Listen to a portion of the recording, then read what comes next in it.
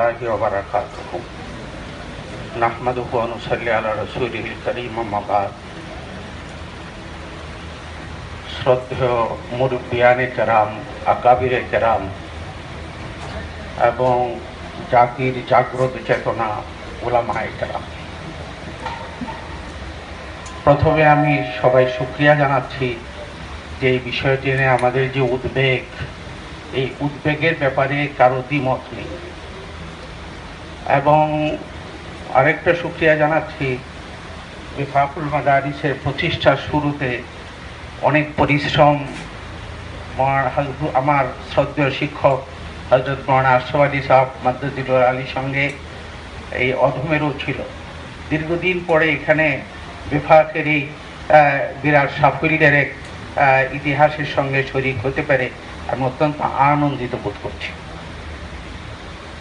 আরেকটা বিষয় হলো, আমি এখানে আমাকে হযরত মাওলানা আজাদ সাহেব বলছিলেন যে আপনি কি কিছু বলবেন। আমি বলছি যে আমি এখানে বলবার জন্য আসিনি, একটা বিরাট মহান একটা বিষয়, যে বিষয়টা হাসরের ময়দানে সাক্ষী হবে, এখানে কেবল হাজির হওয়ার জন্য আমি।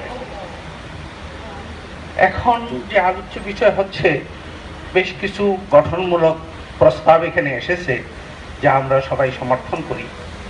সাথে সাথে একটা বিষয় আমাদের দেখা দরকার, সেটা হলো এই যে শিক্ষানীতিটা, এই শিক্ষানীতিটা কেবল মুসলমানের জন্যই যে খারাপ হয়েছে এই কথা নয়।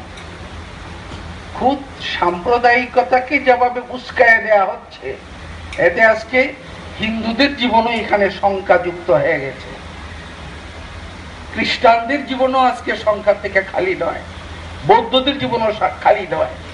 এর পিছনে সাম্প্রদায়িকতা উস্কানির বিষয়গুলি স্পষ্ট।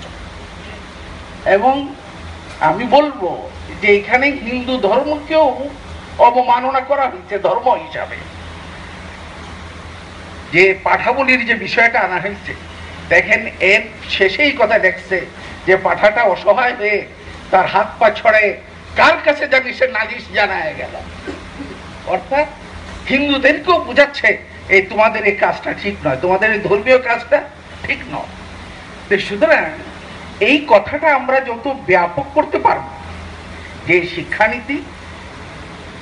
শিক্ষানীতি মাদ্রাসার বিরুদ্ধে নয়, কেবল এই শিক্ষানীতি মুসলমানদের বিরুদ্ধে নয়, এই শিক্ষানীতি সকল মানব ধর্মের বিরুদ্ধে হয়। সুতরাং এই শিক্ষানীতি যদি পরিবর্তন না করা হয় এবং যথাযথভাবে না করা হয়,